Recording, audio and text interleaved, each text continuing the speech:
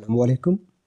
প্রিয় পঞ্চম শ্রেণীর বৃত্তি পরীক্ষার্থী শিক্ষার্থী বন্ধুরা, অনেক অনেক প্রীতি ও শুভেচ্ছা। গোল্ডেন ম্যাথ এডুকেশনের পক্ষ থেকে অনেকদিন পর তোমাদের সাথে দেখা, ভালো লাগছে।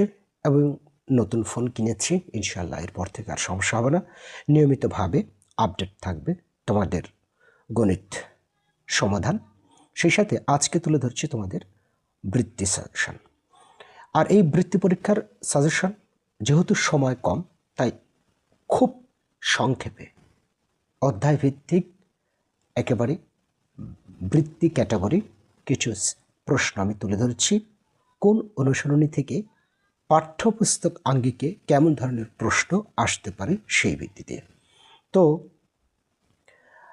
আমি একেবারে পাঠ্যপুস্তকের যে অঙ্কগুলো রয়েছে সেই অঙ্কগুলো কিভাবে কাঠামোবদ্ধ আসবে এবং কমন অনুযায়ী সংখ্যা বসিয়ে দিয়ে আমি তৈরি করেছি এই কাঠামোবদ্ধ প্রশ্নগুলো। আশা করছি কমন পাবে। এখানে লক্ষ্য করছো প্রথমে তোমরা যে প্রাথমিক বৃত্তি সাজেশন 2025 অনুসরণী 3 থেকে যেটা আসবে তোমাদের।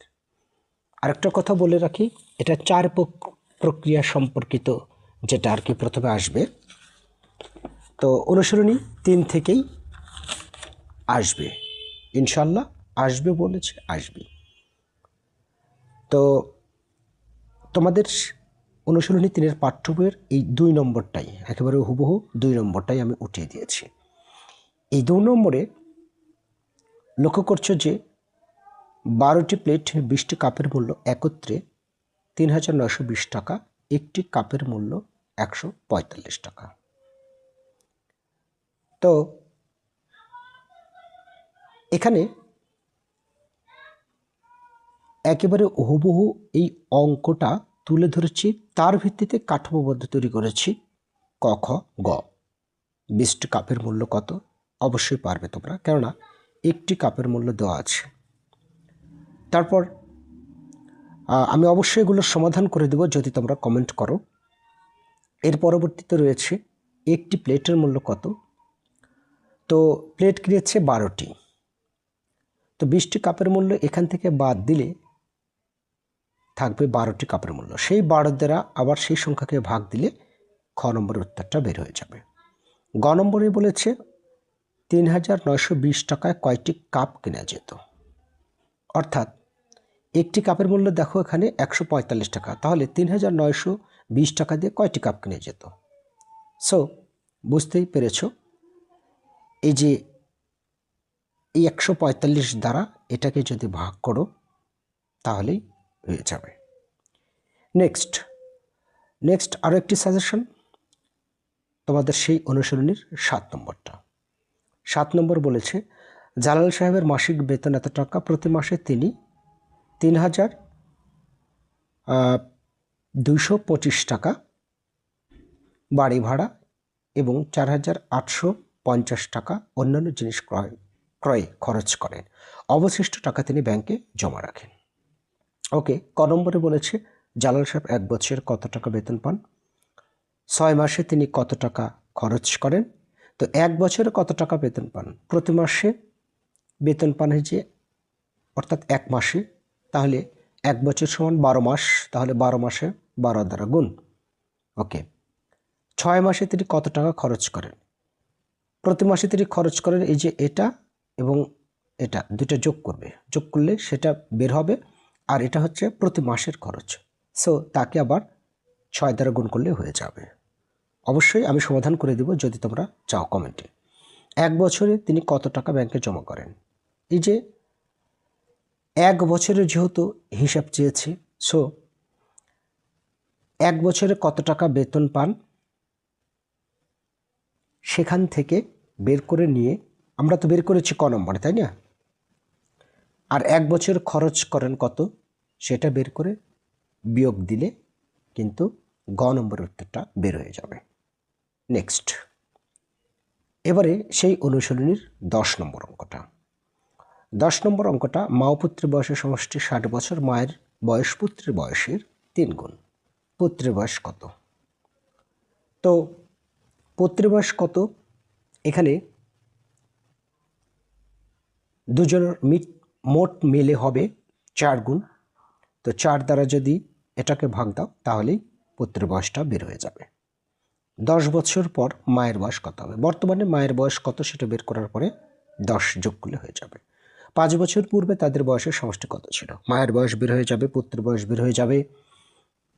সো 5 বছর পর দুজনের সাথেই 5 বছর 5 বছর 10 বছর যোগ হবে তাদের মূল বয়সের সাথে। ওকে, এবারে নেক্সট আর একটি আছে, ভাজ্য এত, ভাজক এত, ভাগশেষ এত। এখানে ভাজকের 1/3 কত? তো ভাজক কত? ভাজক এখানে এত, তো এত এর 1/3, এর মানে হচ্ছে 1 এর নিচে 3। 3 দিয়ে এটাকে ভাগ করলে যা হবে সেটাই উত্তর। ভাগফল কত? তো ভাগফলের সূত্র বসিয়ে দিবে। ভাগফল সমান আমরা জানি কি, ভাজ্য বিয়োগ ভাগশেষ ভাগ ভাজক। এই যে ভাজকটা বসিয়ে দিলে হয়ে যাবে। ভাজ্য কত হলে কোনো ভাগশেষ থাকতো না। তো ভাজ্য কত হলে ভাগশেষ থাকতো না? এই যে ভাগশেষ যে 29 আছে, এটার সাথে এটা বিয়োগ দিলে কিন্তু হয়ে যাচ্ছে। এবারে নেক্সট হচ্ছে লসাগু ও গসাগু এই অধ্যায়। এই লসাগু ও গসাগু অধ্যায়ের অনলি 2-3টা প্রশ্ন রয়েছে। লক্ষ্য করছি এটা অনুশীলনীর উদাহরণের অঙ্ক। অনুশীলনী 5 উদাহরণের একজন শিক্ষক 40 জন ছাত্রছাত্রী যেটা আছে তোমাদের, এই দেখে নাও, শুধু আমি আর পড়লাম না কারণ তোমাদের সুবিধা হবে। এর পরবর্তীতে 4 নম্বর অঙ্ক তোমাদের অনুশীলনের, এটা অনলি 2টা অঙ্ক তুলে ধরেছি। 3টি ভিন্ন রং এর ঘন্টা আছে। লাল রঙের ঘন্টা 18 মিনিট পর পর, হলুদ রঙের ঘন্টা 15 মিনিট পর পর, সবুজ রঙের ঘন্টা 12 মিনিট পর পর বাজে। ঘন্টাগুলো সন্ধ্যা 6টায় একসঙ্গে বাজলে পুনরায় কখন একসঙ্গে বাজবে? সুন্দরভাবে বুঝতে পারছো এটা লসাগু হবে। তারপরে কিছু কাজ রয়েছে, এটা আশা করছি পারো। তারপরে আমি সলিউশন করে দেব। এর পরবর্তীতে সাধারণ ভগ্নাংশ ও দশমিক ভগ্নাংশ সম্পর্কিত উদাহরণের একটি অঙ্ক রয়েছে। এই যে তোমরা দেখে নাও, এভাবে দেখে নাও যে একটি লাঠির 1/6 অংশ। এখানে আসলে আমি এইভাবে ভগ্নাংশটা লিখতে পারি না, অর্থাৎ 1 এর নিচে 6, আর এটা হচ্ছে 1 এর নিচে 2, এটা হচ্ছে 1 এর নিচে 2। ওকে, এর পরবর্তীতে মাটি ও পানিতে লাঠির কত অংশ আছে এটা দেখে কাঠামোবদ্ধ করেছি আমি। পানির উপরের অংশ কত, এবং পরবর্তীতে আছে পানির উপরের অংশের দৈর্ঘ্য 2 মিটার হলে কত মিটার পানির মধ্যে আছে। এরপরে লাস্ট দেখো, ভগ্নাংশ অধ্যায় থেকে মাত্র 2টো অঙ্ক তুলে ধরেছি, আশা করছি কমন পাবে। তারপরে আরেকটি লক্ষ্য করছো, আজিজ সাহেব বাজার থেকে 3/4 কেজি আলু, এত বাই ডাল, এত কেজি চাল ক্রয় করেন। এখান থেকে অনলি 2টো প্রশ্ন, তিনি মোট কত কেজি দ্রব্য ক্রয় করলেন? তিনি ডাল অপেক্ষা চাল কতটুকু বেশি ক্রয় করলেন? ভগ্নাংশ থেকে 2টি একেবারে সংক্ষিপ্ত আকারে তুলে ধরেছি। অবশ্যই অঙ্কগুলো তোমরা প্র্যাকটিস করবে, না পারলে কমেন্টে জানিয়ে দিবে। সলিউশন ক্লাস অবশ্যই থাকবে। আর এর পরবর্তীতে আমি আর লিখিনি, এটা পার্ট 1 গেল। পার্ট 2 ইনশাল্লাহ আগামী দিনেই দিয়ে দেবো তোমাদের মাঝে। অবশ্যই যদি কোনো সমাধান চাও থেকে থাকে কোনো সমস্যা, তাহলে অবশ্যই কমেন্টের মাধ্যমে জানিয়ে দেবে। অবশ্যই পৃষ্ঠ উল্লেখ করে, নম্বর উল্লেখ করে। ভালো থেকো, তোমাদের সবসময় সর্বদাই মঙ্গল কামনা করে আজকের ক্লাসটি এখানে শেষ করছি। আল্লাহ হাফেজ।